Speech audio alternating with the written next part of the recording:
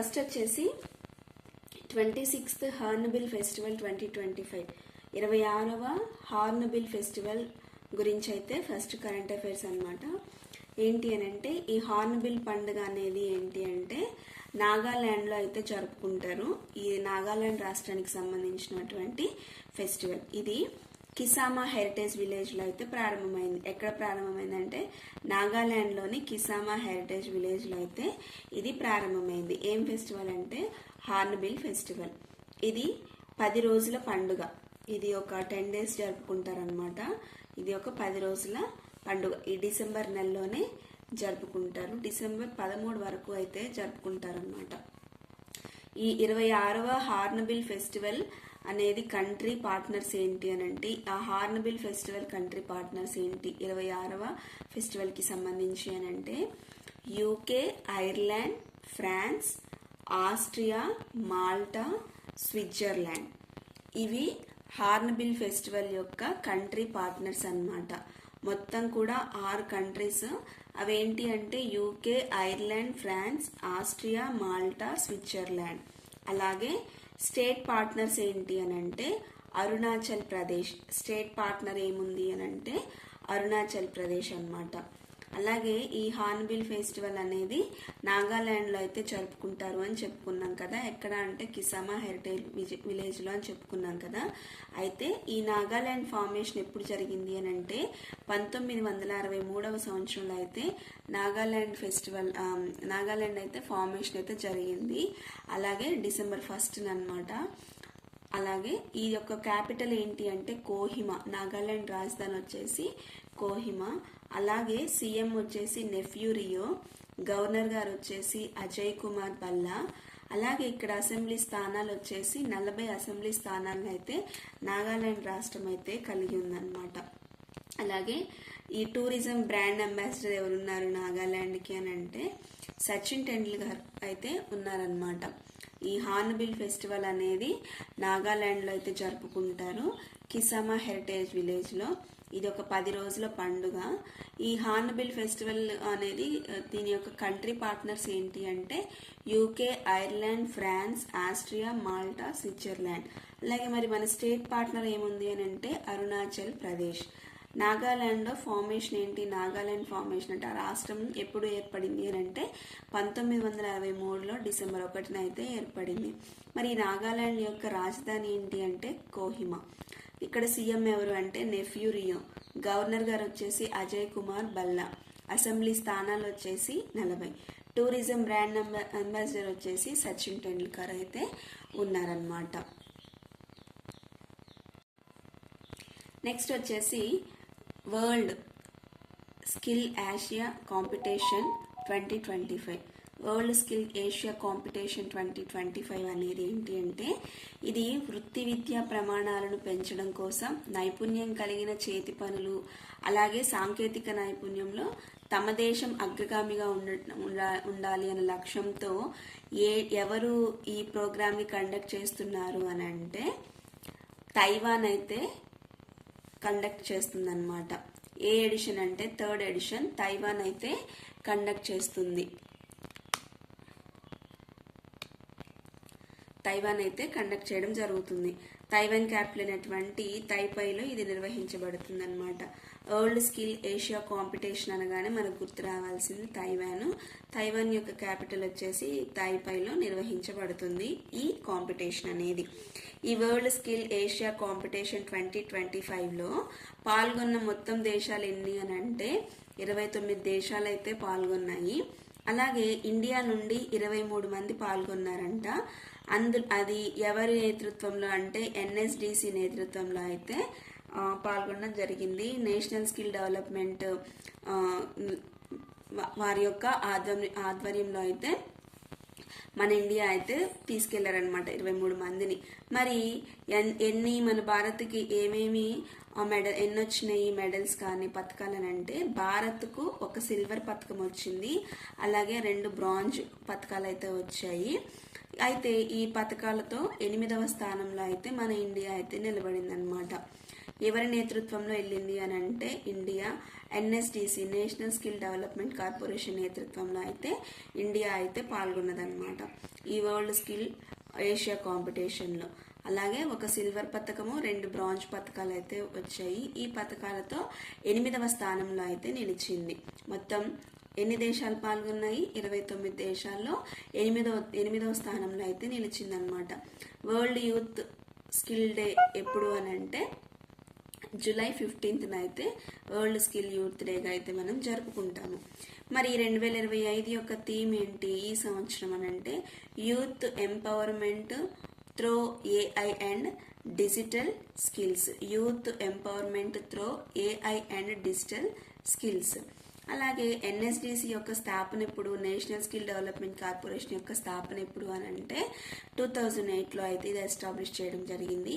దీని యొక్క head quarter వచ్చేసి ఆబ్వియస్గా న్యూఢిల్లీ అయితే ఉంటుందన్నమాట. సిఇఓ ఎవరంటే వేదమణి తివారీ గారు అయితే సిఇఓగా అయితే ఉన్నారు ఈ ఎన్ఎస్డిసికి.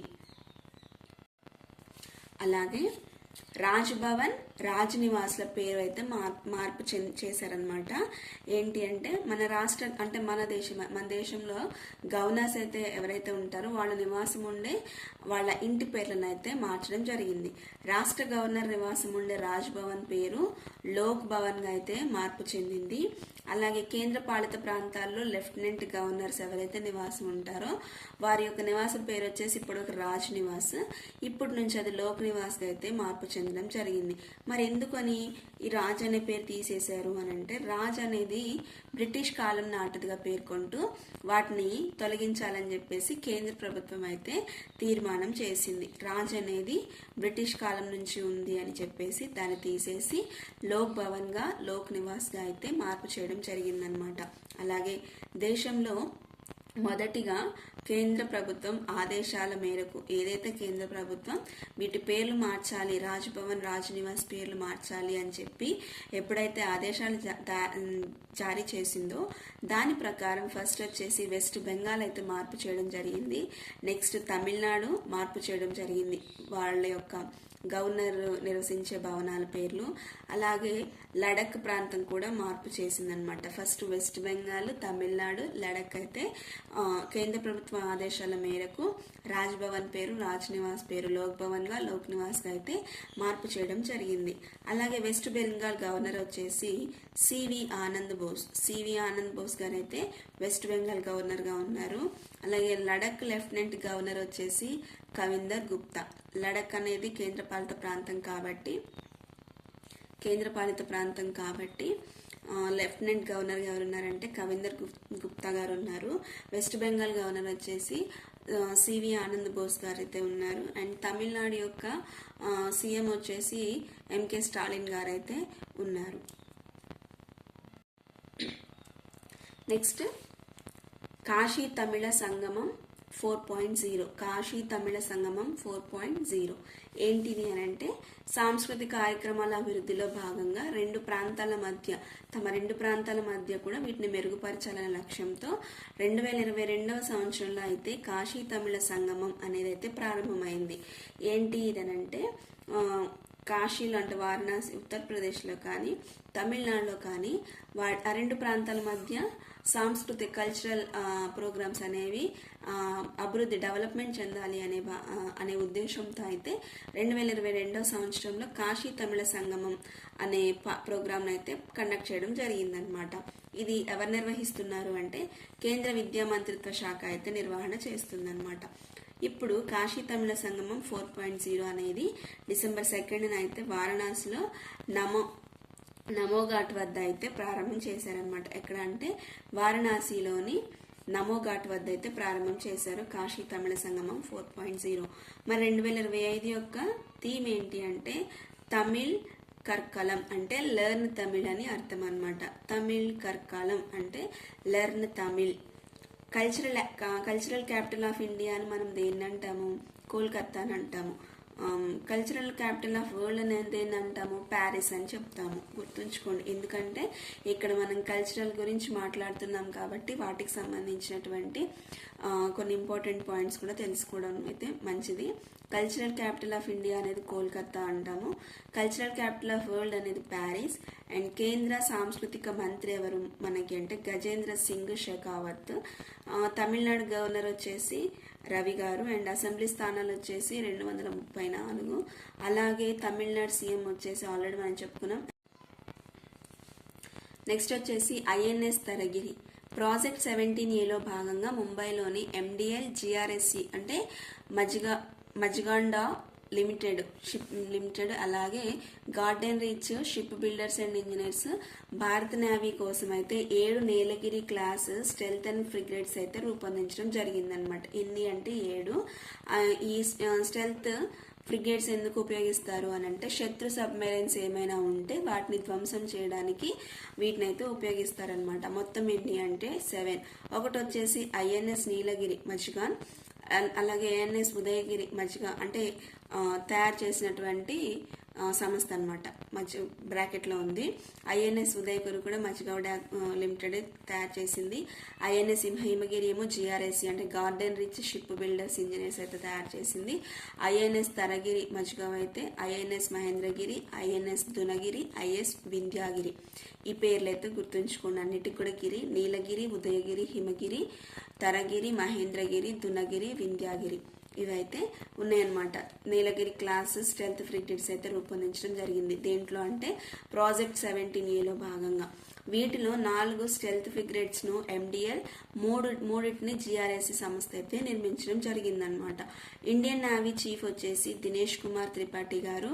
అలాగే నేవీ డే 4th డిసెంబర్, ఈరోజు 4th డిసెంబర్. సో ఈరోజు నేవీ డేగా అయితే మనం జరుపుకుంటున్నాము.